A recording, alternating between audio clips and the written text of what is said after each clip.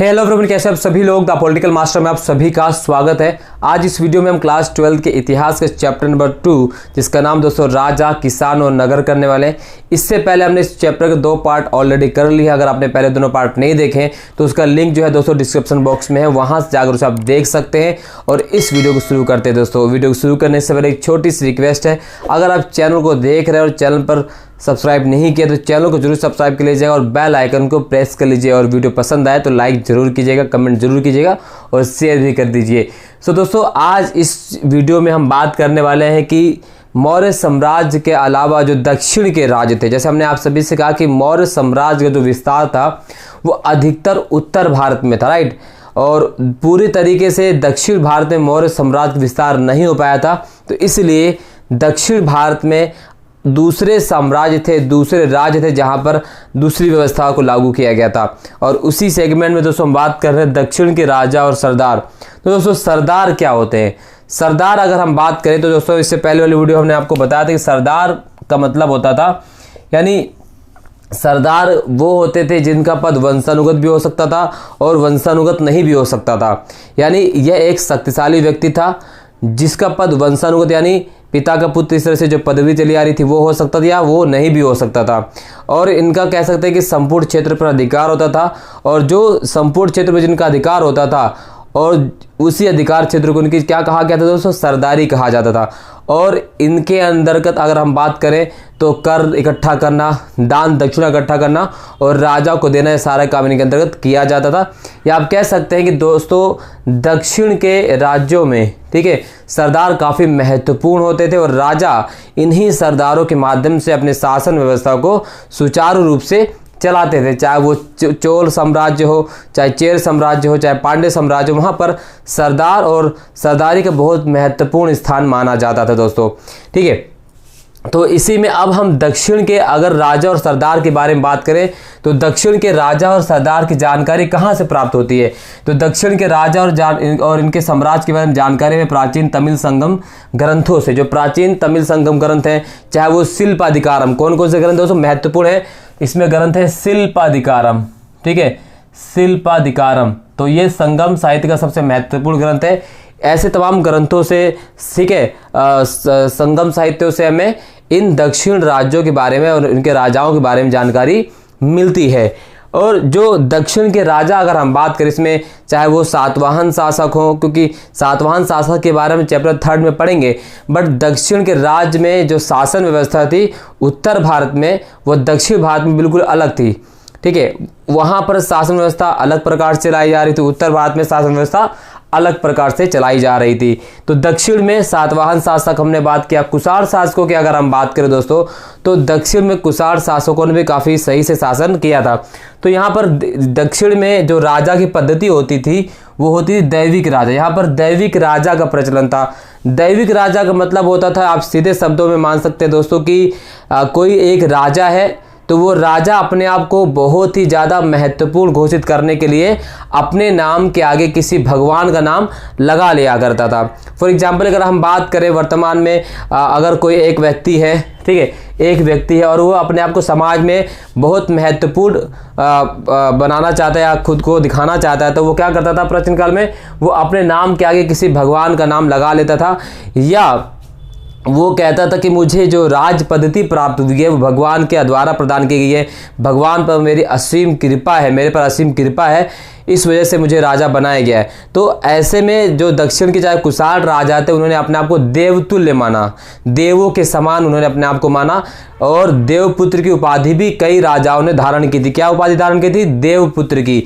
ठीक वैसे ही जैसे चीनी शासकों द्वारा स्वर्गपुत्र की उपाधि धारण की गई थी, ठीक इसी तरह कुषाण शासकों द्वारा जो है देवपुत्र की या देवतुल्य की उपाधि भी धारण की गई, ताकि जो प्रजा है उनका मान सम्मान करे, उनके बातों को जो है टाले ना, जो भी वो नियम बनाए वो प्रजा उस नियम को आसानी से उसका पालन करे, नियमों का जो है उल्लंघन ना किया जाए, इस तरह से ताकि प्रशासन भी सही से चले और प्रजा का मोह भंग भी राजा से ना हो। क्योंकि अगर एक बार कोई इंसान जो है व्यक्ति से मोह भंग कर सकता है लेकिन भगवान से मोह भंग नहीं करता। तो ठीक वैसे ही जो कुषाण शासक थे उन्होंने अपने नाम के आगे देवों के नाम को लगा दिया और अब उन्होंने अपना महिमा मंडन करने के लिए बड़ी बड़ी मूर्तियां बनाई, ठीक है, बड़े बड़े प्रशस्तियां पत्र लिखे। प्रशस्ति पत्र का मतलब होता है कि जो लेखक जो है राजाओं के बारे में उनका गुणगान किया जाता था।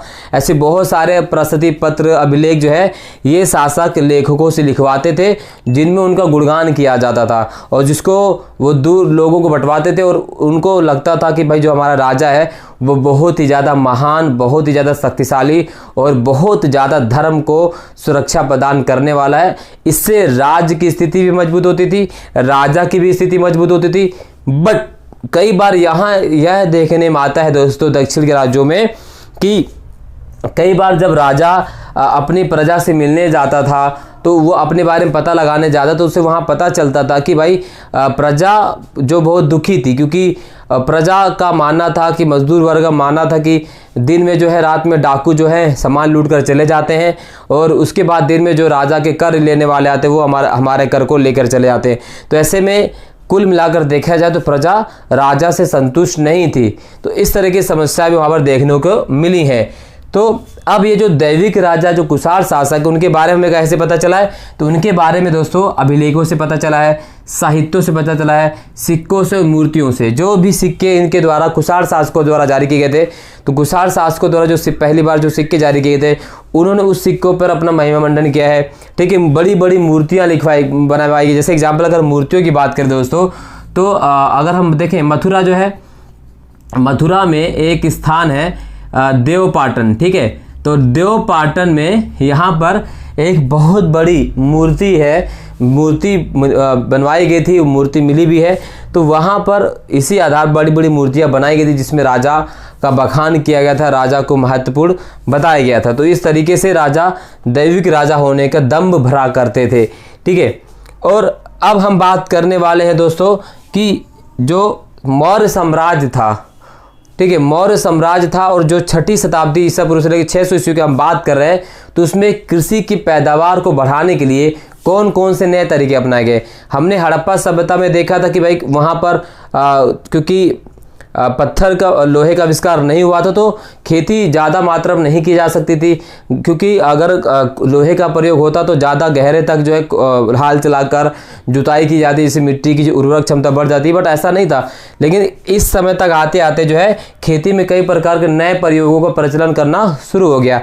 तो सबसे पहला खेती में या कृषि में उत्पादन की वृद्धि के लिए कौन कौन से तरीके अपनाए गए, यानी अब हल का प्रचलन किया। यानी पहले कुदाल के माध्यम से खेती होती थी, अब हल चलाकर खेती की जाने लगी, जिससे फसल की जो पैदावार थी पहले से कई गुना अधिक बढ़ गई। जब फसल की पैदावार बढ़ी तो राजा की आय में वृद्धि भी हुई। राजा की आय में वृद्धि कैसे? क्योंकि उस समय या मध्यकाल तक आते हम देखते हैं कि उपज यानी कर यानी पैसे का जो सबसे बड़ा साधन था, आय का जो सबसे बड़ा साधन था, वो क्या था? कृषि कर। तो जब उत्पादन बढ़ेगा तो राजा की आय भी बढ़ेगी। तो इस तरह से राजा की आय भी बढ़ती चली गई। इसके बाद देखा हमने कुदाल का उपयोग किया गया, हल का उपयोग कई राज्यों में किया गया, कई प्रदेशों में किया गया। इसके अलावा कई राज्यों में जो है हलों का प्रयोग इतनी आसानी से नहीं किया गया, तो ऐसे में वहाँ पर कुदाल का उपयोग भी किया गया। लोहे के बड़े बड़े फाल के कुदाल बनाए गए, जिसके माध्यम से खेती के नए तरीकों का जो है वहाँ पर निर्माण किया गया। इसी तरह से कृत्रिम सिंचाई, क्योंकि अगर हम देखें दोस्तों तो उपमहाद्वीप में जो खेती होती है, जो सिंचाई होती है, वो वर्षा पर निर्भर करती है।